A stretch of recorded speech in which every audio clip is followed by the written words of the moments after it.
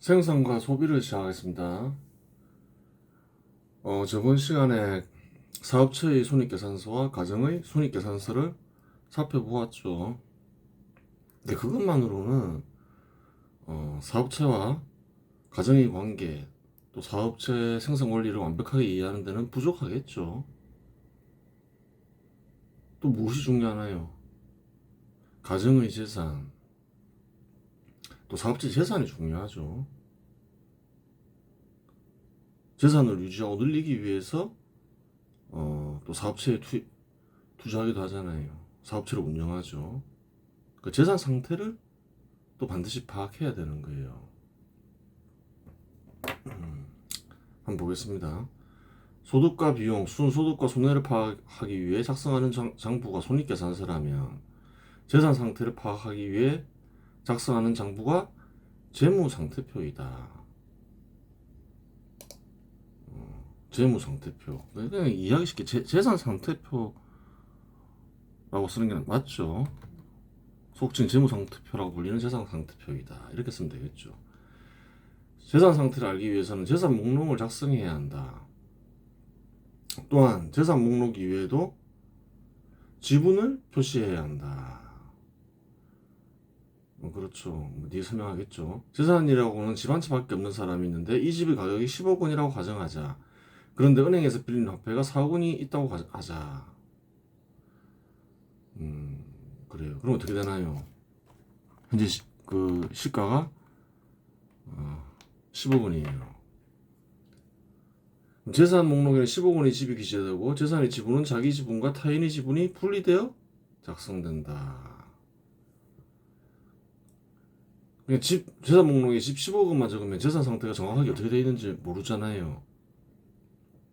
그 지분을 적어줘야 되는 거죠. 그래야지 정확하게 알 수 있는 거죠. 어떻게 기재할 것인가. 통상 자기 지분은 자기 재산으로 기록할 수 있고 타인의 지분은 남재산으로 기록할 수 있다. 그렇죠. 자기 재산과 남재산이 있다. 지분을 표시해줘야지 정확하게 알 수 있다는 거예요. 현 시대 한국에서는 재산 목록을 자산이라고 표시하고, 그러니까 사업체 회계 처리 규칙에서 보면 통상 규칙인지 아닌지 모르겠다마는 자산이라고 표시하고 있죠. 자기 지분을 뜻하는 자기 재산을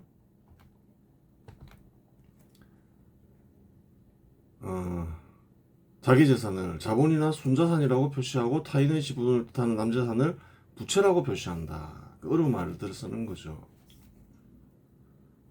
그래요. 여기 문제라 했죠. 자본은 사업체를 뜻하기도 하고 작업수탄을 뜻하기도 하고 경우에 따라서는 자기 재산을 뜻하기도 하고 뭐 그래요.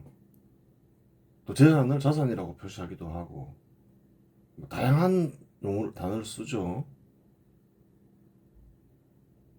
그래요.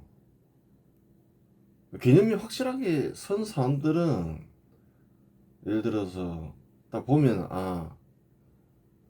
어떤 뜻으로 쓰고 있구나 다 알겠죠. 자기 재산 혹은 순자산에 대한 개념이 뚜렷하거나 자본에 대한 개념이 뚜렷하거나 재산에 대한 개념이 뚜렷한 사람은 사실은 뭐 이 뜻 저 뜻으로 사용해도 무슨 뜻인지 다 알지만 개념이 정확하게 서 있지 않는 사람들은 혼동하겠죠.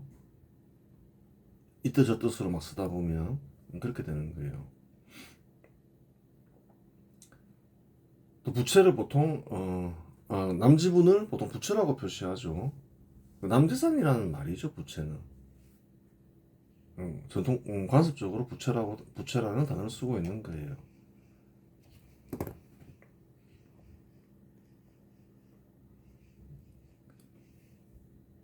앞의 사례를 기록할 경우 재산 목록에는 10억 원이 기록되고 남재산에는 4억 원이 기록되고 자기 재산에는 6억 원이 기록된다. 그래요.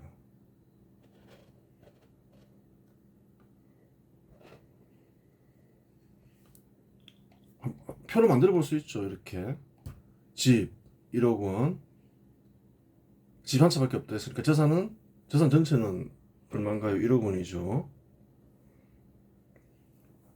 은행 대출 4억 원 받았다 했잖아요. 그럼 이 집에 대한 지분이 내 것과 남의 것이 있게 되죠.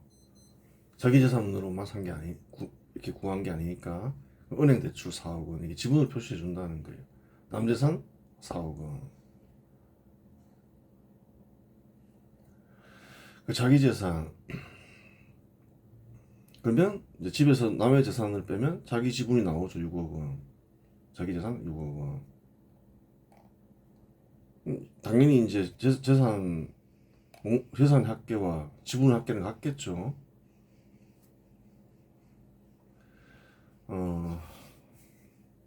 그래요. 이렇게 생각하면 돼요. 아, 그러면 이거를 보면 이런 식으로 작성해도 되느냐? 여기에서 언급하는 거는 변하지 않는 근본적인 원리, 어떤 근본적인 작성을 얘기하는 거지. 예를 들어서 사업체의 어떤 이런 재산 상태, 손익 관계를 표시하는 다 문서가 규칙이 있겠죠. 여기서는 근본적인 거, 기본적인 것만 하는 거지. 그런 시대와 장소에 따라 그런 규칙에 따라 규칙은 다 다르니까 별도로 현 시대 어떤 특정 장소의 문서를 만들겠다, 사업체의 문서를 만들겠다. 그러면 규칙을 공부해야 되겠죠. 근데 문서를 작성하지 않겠다. 그냥 한 이해만 하면 필요하다. 그러면 여기에서 언급한 것만 알아도 되는 거예요. 물론 이제 모르는 용어 같은 게 나오면 문서에서 그 용어 뜻이 뭔지 뭐 그 정도는 살펴봐야 되겠지만 이해하는 데는 뭐 큰 지장이 없다는 거예요.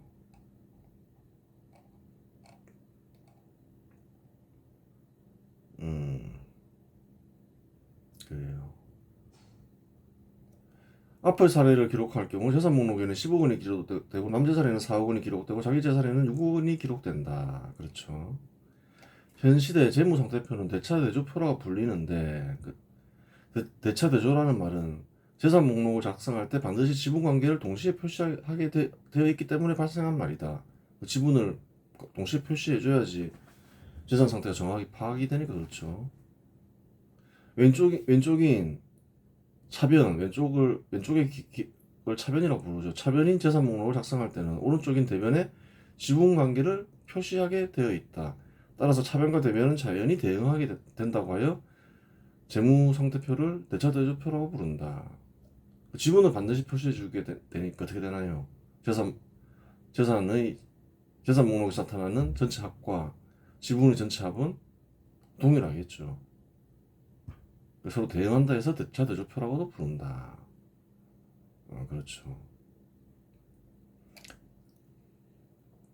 사례를 통해 재무상태표를 작성하면 다음과 같다. 설명했죠. 넘어가고.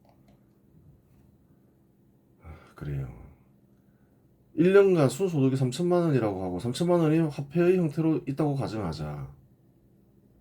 1년간 이제 일을 했는데 쓰고 남는 게 3천만 원이에요. 현 시대를 가정하는 거죠. 그러면 자산 목록에는 3천만 원이 화폐가 추가되고, 그렇죠. 그전에는 집만 있었는데 3천만 원의 화폐가 추가되겠죠. 동시에 자기 재산에 3천만 원이 첨가된다. 3천만 원을 벌었어요. 여기서 어떻게 되나요? 3천만 원의 화폐가 생겼어요. 재산 목록에 화폐 3천만 원 혹은 뭐 현금 3천만 원 이렇게 쓸 수 있겠죠. 그러면 이제 1억 원에 1억 원이고 또 1억 3천만 원이 되는데 여기 1억 원이잖아요. 근데 실제로 자기 재산이 어떻게 됐나요? 3천만 원 증가했죠. 그럼 3천만 원을 보태줘야 되겠죠. 그럼 자연히 1억 3천, 1억 3천 똑같으시잖아요. 이렇게 작성해 준다는 거예요. 그래서 대차대조표라고도 부른다 설명했죠. 다음에 손해가 1천만 원 발생했다고 가정하자. 그 경우 재산 목록 중 화폐 항목에서 1천만 원을 빼는 동시에 자기 재산에서 1천만 원을 감소시키면 된다. 근데 그 다음에 이제 1천만 원 손해가 생겼어요. 그럼 1억 3천, 1억 3천인데 1억 2천, 1억 2천 되겠죠. 화폐가 1천만 원 감소하면서 화폐는 2천만 원 되겠죠. 하여튼 뭐 얘기는 안 나와 있으니까. 앞에서 손익계산서를 작성하면 순소득과 손해를 파악할 수 있다고 말하였다. 따라서 손익계산서를 작성하면 재무상태표 역시 다시 작성해야 한다. 설명했지만 수소득이 발생하건 손해가 발생하건 변동하잖아요. 재산 상태표가. 그래요. 변동하니까 새로 작성해야 되는 거죠. 손익계산서는 어떤가요? 손해이익은 재산에 영향을 미치니까 그래요. 영향을 미치죠. 손익계산서를 작성한 뒤에 재산상태표를 작성해야 되겠죠, 당연히. 그렇게 되는 거고. 순소득이나 순소득이나 손해는 일하는 과정에서 생기는 결과이다. 그러면 이 재산이란 거는 일하는 과정에서만 생기느냐는 거예요. 변동하냐는 거예요. 또 그건 아니겠죠. 다양한 경우에 변한다는 거예요. 하지만 다양한 사건으로 인해 다양한 사건으로 인해 재산 상태는 바뀔 수 있다. 무슨 말이냐? 예를 들어 상속을 받아 재산이 증가할 수도 있고 절도로 인해 재산이 감소할 수도 있다. 또한 주택 가격이 상승하거나 감소하여 재산이 변동이 생길 수 있다. 따라서 별도의 장부를 작성해야 하는데 이처럼 일과 무관하게 종사하는 일과 무관하게 재산을 변동시키는 사건을 기록한 장부를 자기재산 변동표라고 부를 수 있는데 통상 속칭 자본병토라고 불린다. 한국에서 그렇게 불리죠. 꼭 일치하는지는 알 수 없죠. 살펴보면 그 근본적인 원리는 같을 거예요. 그렇게 되는 거고.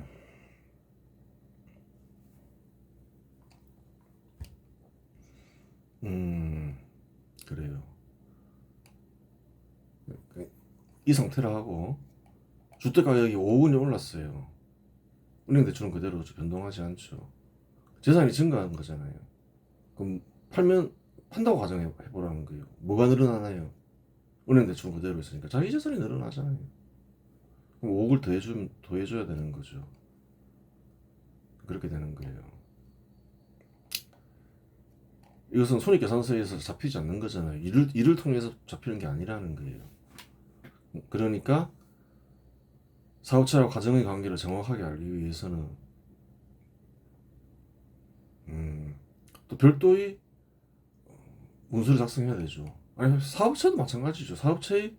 사업체도 재산이 있잖아요. 토지가 있을 수 있고 그것도 변동하잖아요.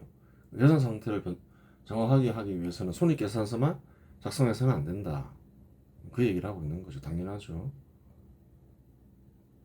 따라서 별도의 장부를 작성해야 하는데 이처럼 종사하는 일과 무관하게 재산을 변동시키는 사건을 기록한 장부를 자기재산 변동표라고 부를 수 있다 얘기했죠. 자기재산 변동표. 기초자기재산이 6억 원이라고 가정하자. 6억 원이라고 했죠. 6억 원. 그래요. 야외를 쉽게 봤겠죠. 순소득이 3천만 원에서 생겼다. 앞에 가진 거 같죠? 3천만 원이 생겼다 했죠. 3천만 원이 생겼다. 상속 수령을 했다. 5억 원. 2025년도에 있었던 일이다. 그래요. 변동하죠. 재산이 계속. 2025년이 어떻게 되나요? 8천만. 변동합계는 8천만 원이다. 변동합계는 8천만 원이다. 기말 자기 재산은 그럼 어떻게 되냐? 6억 8천이다. 그전 6억 있었다면, 응? 이거 좀 바꿔야 되죠. 이거는 순소득. 자기 재산 변동표에는 안 들어가는 거죠. 아까 딴 사건이라 했죠. 이 잘못 작성한 거예요. 삭제해야 되고. 그러면 그래요. 다 바꿔야 되죠. 순손실 도 빼야 되죠. 손해란 거는 이런 거는 손익계산서에서 기록한다고 했으니까. 그래요. 여기서는 주택가격 상승 1억 원이라고 가정했죠. 절도로 인해 손실 2천만 원. 이렇게 쭉 이렇게 변동도 재산 목록에 넣어야지 정확해진다. 그래요. 기말 자기 재산 7억 5천만 원. 이런 것들을 이제 다 더해주면 이제 7억 5천이 되는데, 기말 자기 재산 어떻게 구하나요? 순소득과 손해를 반영해서 작성하죠. 여기서는 뺐죠. 이거는 다시 작성해야 돼요. 합계. 이 표에서 만든 거를 재산상태표에 반영하고, 그래요. 손익계산서에서 작성한 순소득 손해를 재산상태표에 반영해서 만들면 재산상태표는 완전해진다. 그렇게 되는 거예요. 앞에서 언급한 내용을 반영하여 재산상태표를 만들면 다음과 같다. 재산상태표.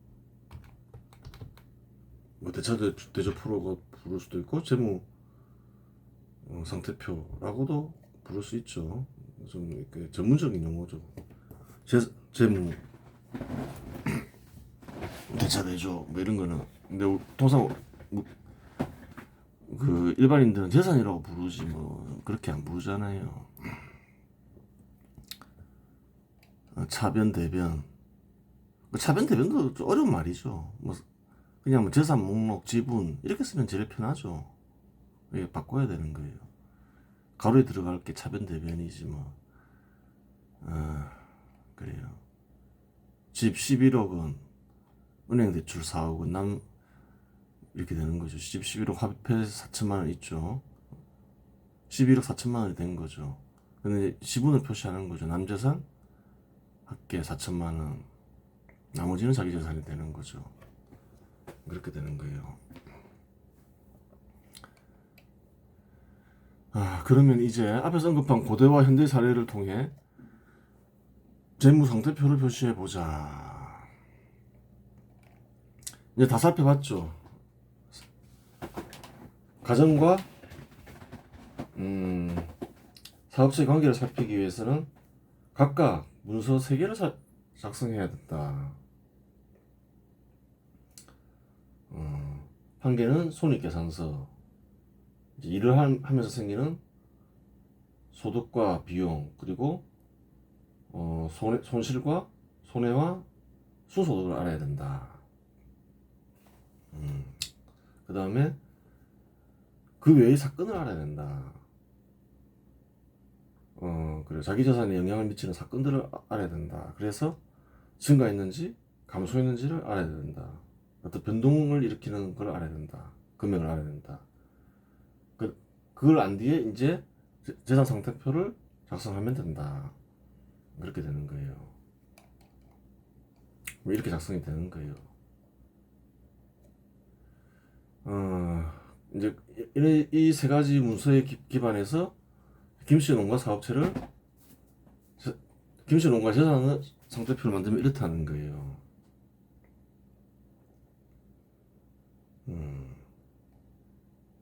쭉 이렇게 계산이 됐죠. 고대는 어떤가요?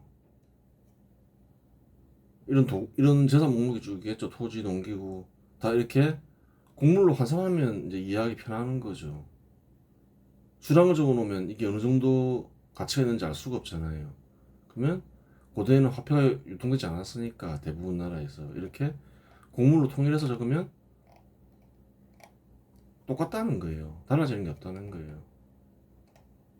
대변에도 어떤가요?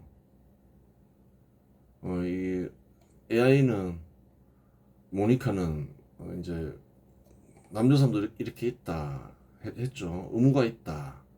노역, 국가에 대한 노역을 가리키죠. 삼섬 제공해야 될 부채다 이거는. 그래가지고 이제 자기 재산은 252섬으로 계산해서 255섬이라고 했다. 그래요. 뭐 특별하게 문제가 없죠. 작성할 수 있다는 거예요. 고대로에서 작성 못하는 게 아니라는 거예요. 화폐가 없다 해서 작성하지 못할 이유 같은 건 없다는 거예요. 그래요. 김씨 가정은 어떻게 되나요? 예전에 사업체에서 저번 시간에 순소득이 20섬 생겼다 했죠. 근데 이것은 사업체와 가정이 통일되어 있으니까 가정의 재산으로 이동해야 된다. 그렇게 얘기했죠. 사업체 재산으로 남아서 사업체에 투입된다는 보장이 없다. 통합되어 있을 때는. 그런 경우는 거의 없었죠. 그 소수를 빼고는. 그런 가정은 잘 없었죠. 고대 보면 가난해서. 그러니까 어떻게 되냐. 가정의 재산에 20섬이 증가한다. 증가해서 이제 68섬, 20섬 포함하는 걸 적어주는 게 좋겠죠. 여기서는 이제 그 재산을 조심해야 될 게 통합 분리해서 판단할 때는 두 군데를 다 적어주면 안 되겠죠. 여기도 20섬 적고 여기에도 20섬을 적으면 안 되겠죠. 그럼 40섬이 있는 것처럼 보이잖아요. 여기 안 넣었으면 여기에 넣으면 여기 안 넣어야 되고 여기 안 넣으면 여기에 넣어야 되는데 통합되었을 때는 여기에 넣는 게 합당하다 그렇게 했죠. 추가해야 되는 부분이고 20섬 분리하는 게 좋겠죠. 기초 자기재산 48섬 순소득은 계속 쌓일 수 있으니까 순소득 누적 이렇게 하는 게 좋겠죠. 순소득 누적 20섬 68섬이 되는 거예요. 학계 70섬 70섬 똑같죠. 고대라고 하여 재산 상태를 표시하는 방법이 달라지지 않는다.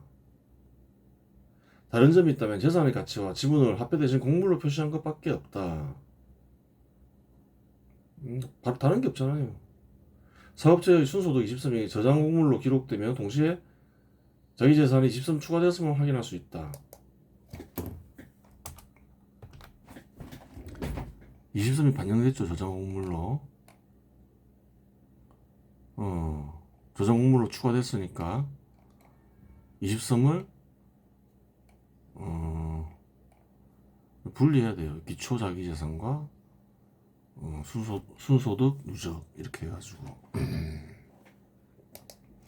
고대의 경우 사업자 과정이 통합되어 있으니 다음과 같이 재산 상태표를 작성할 수 있다.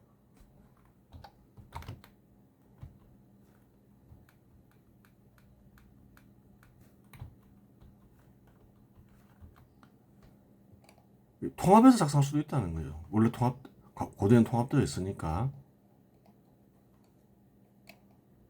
그래요. 통합할 수 있는 거예요. 재산 목록에는 이제 다 합치는 거죠. 총계 나오고 쭉 다 합치는 거죠. 순소득 누적 이렇게 해서 적는 게 맞죠. 23, 그 다음에 어떻게 되나요? 순소득만 적을 거 아니잖아요. 쌓여있는 게 있으니까 더하겠죠. 그래서 누적이라는 단어를 쓰는 거예요. 그러면 이제 현 시대의 사업체와 가정의 재무상태표를 작성해 보자. 달라진 게 뭐 있냐? 그냥 뭐 화폐로만 표시하는 거예요. 작업 도구가 많이 바뀌었죠. 공장, 건물, 기계, 설비, 운송 차량. 옛날에 차 같은 건 없었으니까 사용하는 도구가 바뀐 거지. 뭐 낫이나 뭐 이런 것 대신에 쟁기나 나스를 사용 안 한다 이 뿐이지. 뭐 사용하는 데도 있겠죠. 하여튼 이렇게 할 수 있다는 거예요. 마찬가지라는 거예요. 남재산 나오고 은행 대출, 외상 매입, 부채잖아요. 샀는데 외상으로 샀다. 나중에 돌려줘야 되니까 부채잖아요. 남의 지분인 거죠. 은행과 마찬가지로. 또 외상으로 팔 수도 있잖아요. 외상으로 팔면 어떻게 되나요? 나중에 화표를 받아야 되죠. 채권이죠. 그럼 채권은 재산이잖아요. 재산 목록에 들어가잖아요. 여기는 이제 그런 가정이 없지만, 그렇게 되는 거예요. 외상 판매는 재산 목록에 들어간다. 재산이니까. 당기순소득. 손익계산서를 반영해서 한번 만들어 보라 했겠죠. 당기순소득이 저번 시간에 1천만 원이라 했잖아요.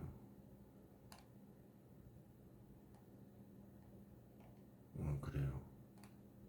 총소득에서 사업체의 비용과 가정의 비용을 빼면 1,000만 원이 남는다. 그걸 반영해서 이제 그 모니카가 만든 거예요.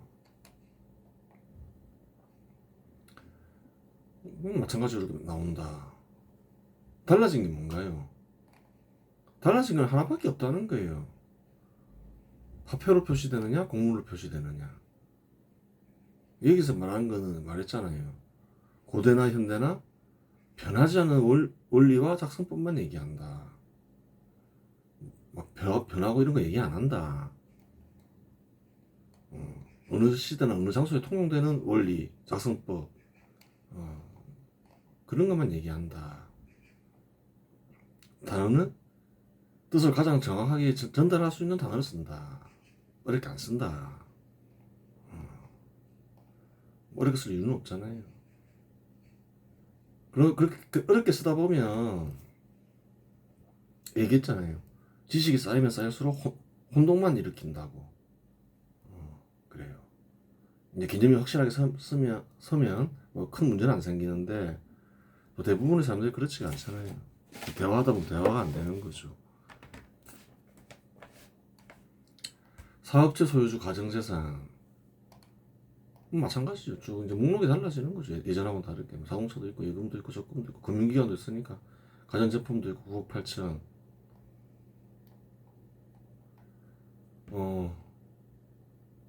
통합되어 있는 경우를 가정하라 했죠. 현 시대에도 뭐 가족이 사업하는 경우가 많으니까 가족 단위로 이때는 단기인이야 자꾸 이런 말을 쓰네.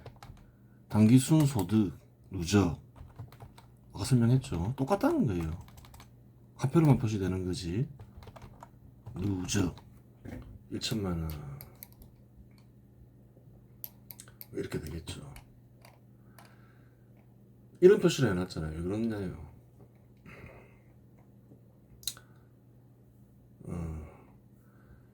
0이다. 왜? 단기 순소 2천만 원이고 사업체의 순소득 누적이죠. 이것도 단기 순소득 누적인데 1천만 원을 여기도 적고 가정에도 적으면 어떻게 되나요? 2천만 원 있는 것처럼 돼 있잖아요. 통합되어 있으니까 한 군데만 있는데 2천만 원 빼주라는 거예요. 숫자를 바꿨겠죠. 이거를 쓰니까. 그리고 배당 1천만 원 했으니까 또 감소해야 되죠. 이거 4천만 원이 아니라 3천만 원이 되는 거죠. 1천만 원씩 줄였겠죠. 그래요. 이것도 다 1천만 원씩 줄였겠죠. 2천만 원 적어놨어. 아직 거기까지는 이해를 못 하더라고요. 그렇게 되는 거고. 똑같다는 거예요. 고대나 현대나 순소득이 재산과 자기 재산을 증가시킴을 확인할 수 있다. 참고로 자기 재산과 관련된 부분은 세 부분으로 나눌 수 있다. 자기 재산은 세 부분으로 나눌 수 있다는 거예요. 어떻게 나눌 수 있겠나요? 처음에 사업을 시작할 때 투입되는 재산이 있잖아요. 기초 재산이 되는 거죠. 그 다음에 일을 하면서 생기는 재산이 있잖아요. 순소득이 쌓이면 그렇게 되죠. 순소득 누적이 있는 거예요. 그 다음에 또 뭐가 있을까요? 아까 얘기했잖아요. 일과 관련 없어도 재산을 증가시키는 변동 사건이 있다. 변동시키는 사건이 있다. 그 사건을 반영하는 게 자기 재산 변동표다. 따라서 자기 재산 변동 누적이 있겠죠. 그렇게 되는 거예요.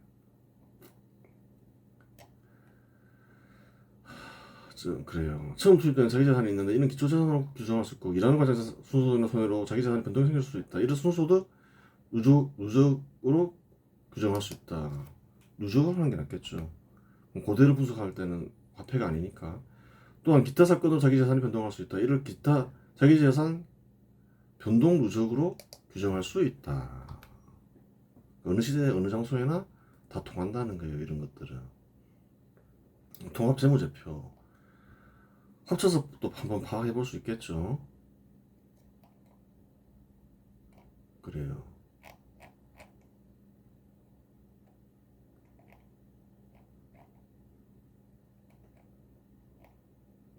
그래요. 그렇게 되는 거예요. 맞죠? 그래요. 이로써 이제 분석 틀은 만들었잖아요. 이 분석 틀을 가지고서 이해해야지 정확하게 이해할 수 있다는 거예요. 그냥 막 생각만 가지고 글을 쓸 수도 있죠. 그러면 분명히 오류가 생기고 잘못된 생각에 빠지고 잘못된 판단도 여러 군데서 생길 거라는 거예요. 이렇게 분석틀을 완벽하게 만든 뒤에 이제 점검을 시작해야 되겠죠. 그래요. 이번 시간에서 마치겠습니다.